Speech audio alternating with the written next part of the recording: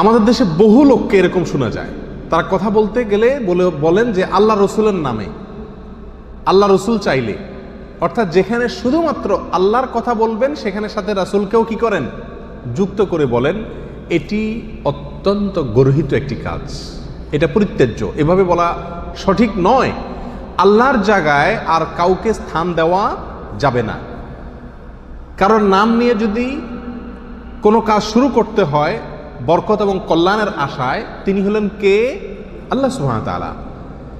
সেখানে আল্লাহর রাসূল সাল্লাল্লাহু আলাইহি সাল্লামকেও যদি আপনি যুক্ত করেন তাহলে সেটা এক ধরনের কথার শিরক হয়ে গেল। এটা থেকে আমাদেরকে বেরিয়ে আসতে হবে।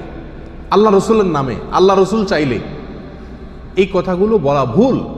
নবী আলাইহিস সালামের যুগে একটা লোক এভাবে বলেছিলেন, ঠিক এভাবে আল্লাহ এবং তার রসুল আলাইহিস সালামের উভয়কে মিলিয়ে গুলিয়ে ফেলছিলেন, বলার সময় একসঙ্গে বলেছিলেন ওমাইয়া আসিহিমা, যে তাদের উভয়ের কথা অমান্য করবে, এই টাইপের করে বলেছিল।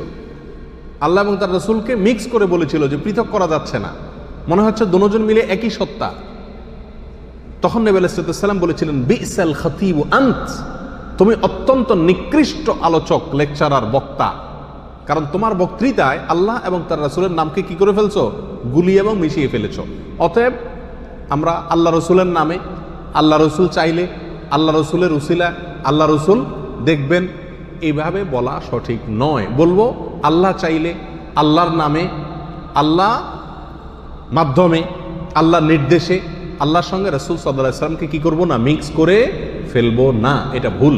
আল্লাহর সঙ্গে আর কাউকে কি করা যায় না, মেশানো যায় না। আল্লাহর জায়গায় অন্য কাউকে স্থান দেওয়া যায় না। আল্লাহর কোনো সমকক্ষে কেউ আছে?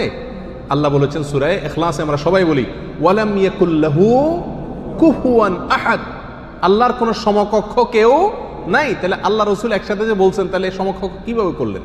এই জন্য এভাবে বলা সঠিক নয়। আল্লাহ আমাদেরকে সঠিকটা করার তৌফিক দান করুন।